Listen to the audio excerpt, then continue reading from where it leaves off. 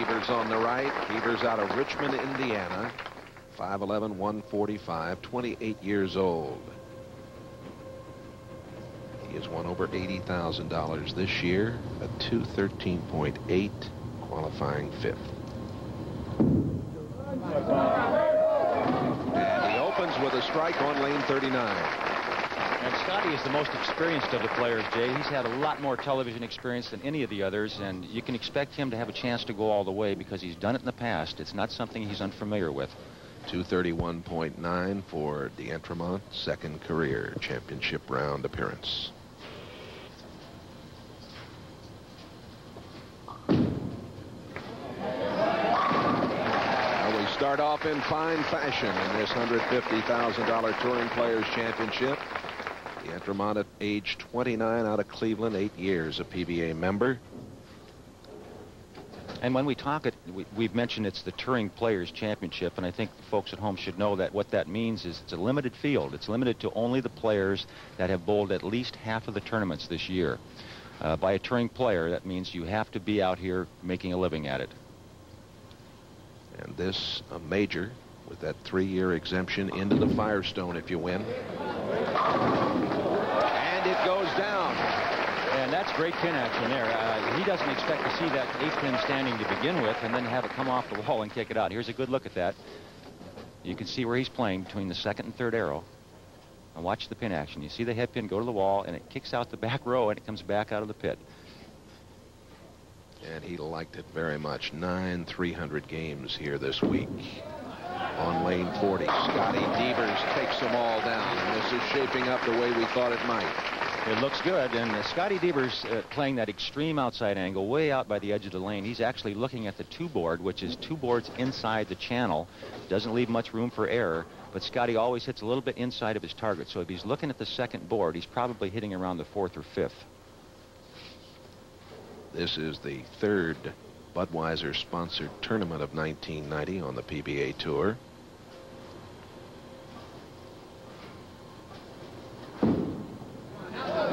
So close to the channel, and he's got a bit of a problem, the 3-7. Here's a good look. Now, that ball did almost go in the channel, as you can see, and Scotty got a little wider than he wanted there. And if you get it right on the edge of the lane, that's the only place on the lane that actually has a penalty area. Around that first board, right on the edge, there's a little more oil, and the ball won't hook back. Devers, a PBA member for 8 years. Well, this has been the year of the gutter ball, and some of you may have missed last week's show as Scott Devers is open here in the 3rd, leading the 3-7. Something happened last week at Milwaukee involving the ever interesting Marshall Holman. We're going to show you that a little later on. Holman's Terrible Turkey, they're calling it. Thanksgiving weekend, it fits. That's coming up later. Right now, speaking of turkeys, there we go. There we go. And the penalty here is if you make a mistake, as Scotty Devers did, it's very difficult to catch up. All the players throwing a lot of strikes, as evidenced by the scores this week. All the scoring records that were broken. It was a fantastic week for the fans here in Detroit. D'Entremont has won over 30,000 this year. He's got to hurry. And he comes up a little short. Leaves a 2-8. It's a tough spare here. The idea is to get both pins with the ball. He'll try to just move it a little bit off his strike line and get the ball almost coming in at the same angle he would for a strike, but just hook it a little more.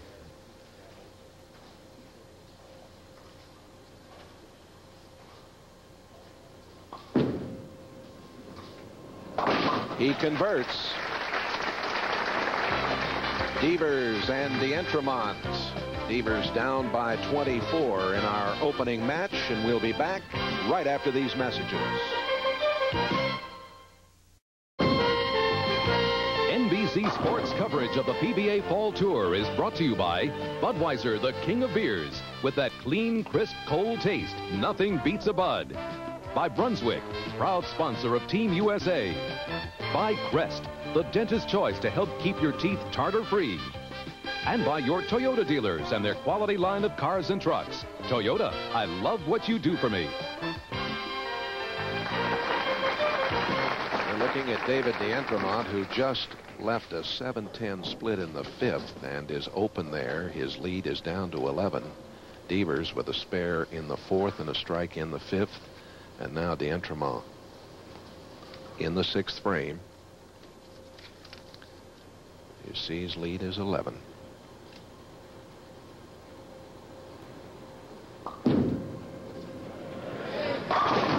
And he comes back with a big strike. His highest finish prior to losing to Ernie Schlegel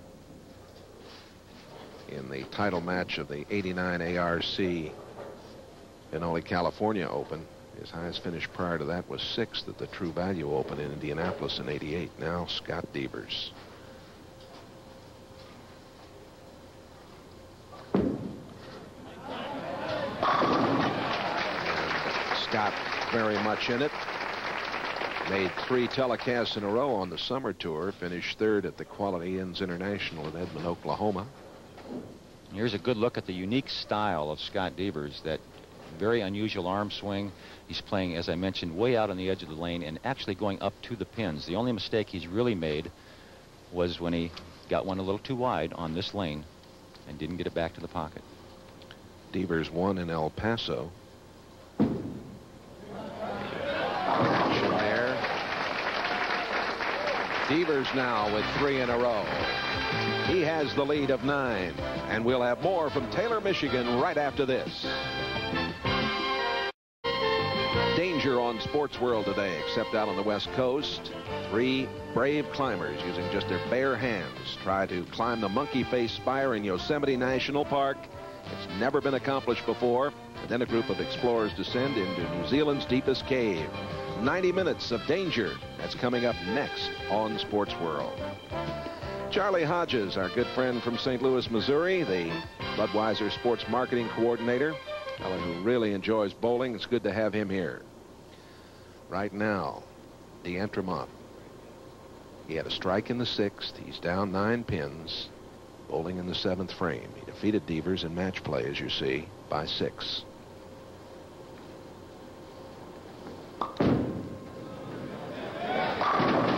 Well, a strike on 40. He had that 7-10 split earlier in the match. And here's a good look at the style. Watch the foul line. You get a great shot from behind and also from the side. And see the swing coming to the inside to get the leverage, get the rotation he needs to play between the 2nd and 3rd arrow. Good balance at the foul line, and that's important. You have to have the balance to make those good shots. A very tight match. Earl, the folks at home might wonder about the shoes. 1 red, 1 white, 2 different shoes that he wears. He's got to hurry. 2 pin. He got that one quite a bit wider than he normally would, Jay. Just made a mistake there. Didn't quite get it back to the pocket. There's his Mrs. Sylvia, who's on hand today. Talking about those shoes he wears. That's not unusual that the fellows would do that. It's not unusual. It is a little bit unique. The reason for it is very simple. The player will change his sliding shoe based on the approaches. And what he's trying to do there is make sure, as I mentioned a few minutes ago, that he does have good balance in that slide area near the foul line. And he'll get a shoe that if his approaches are a little sticky, he'll get one that'll slide a little more. If they're a little bit slippery, he'll get one that he can get a little more foundation or a little more balance.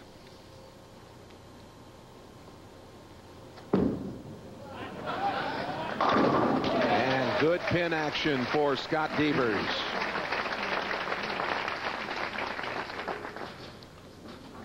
Here's a real good shot now of Scott Devers. Now watch how close to the edge of the lane he's playing. He almost walks left and then drifts back to the right with his feet. Look at that. Now that is teasing the edge. And Scotty has a very unique style in his arm swing and also in his position at the foul line. He stands up at the foul line. He does a lot of things wrong, but he gets a great ball reaction on the lane, and he's one of the top left-handers on the tour. And a strike in the 9th for Devers. The lead is 20.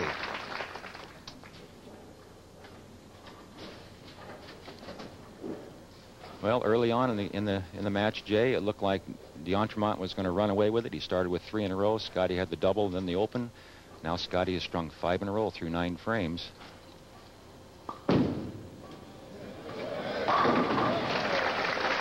A strike for D'Entremont in the 9th. Still anybody's match. At this point, going into the 10th frame, D'Entremont can shoot 234 if he strikes out. Scotty Devers going at a 234 pace right now.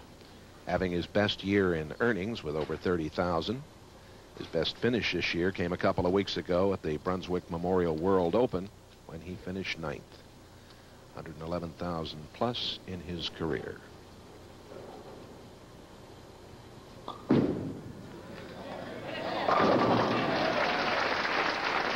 And he's coming through when he has to, Jay. 2 more strikes to force Scotty Devers to get the first strike in the 10th.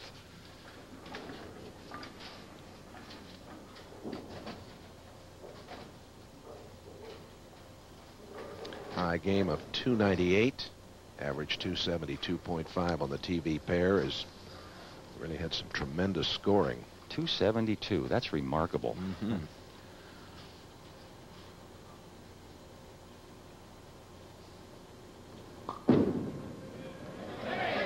Looking good. All right, now he's worked hard to get to this point. This is the key strike. He must have this one, fill all 10 for a 234 score, which would force Scotty Devers to strike on his first ball in the 10th frame to win the match. You see that rotation. Hit him thin, get him dancing down there, and the chances of striking are very good. Today's bowling balls on today's lane conditions, that's the hit you want.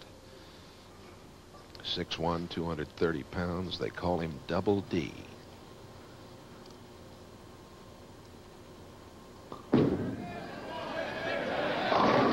And what a way to finish.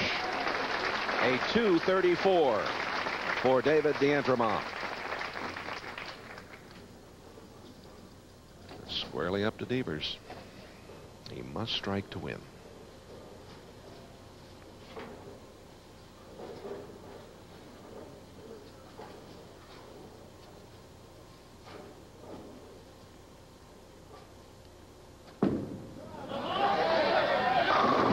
He got him. He and Marshall Holman were in a dandy match in the position round last night. Devers lost that match, but did hold on for 5th place. Marshall almost got there again. Would have been back-to-back for him. Here's a good look at that shot that Scotty had to make that great shot. He did. And again, that experience that I mentioned before of being here in this position many times more than the other players is paying off.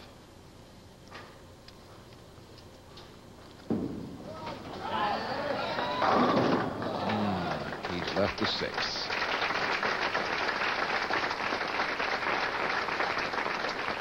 And the scores we expected, Jay, the high scores, and I think they'll continue. Only one right-hander left out of the to compete for the championship, and that it being young Mike Miller with that unique style, which we'll show you later. Devers had strung together 6 strikes before leaving that 6. His score of 243 is going to move him up into our next match.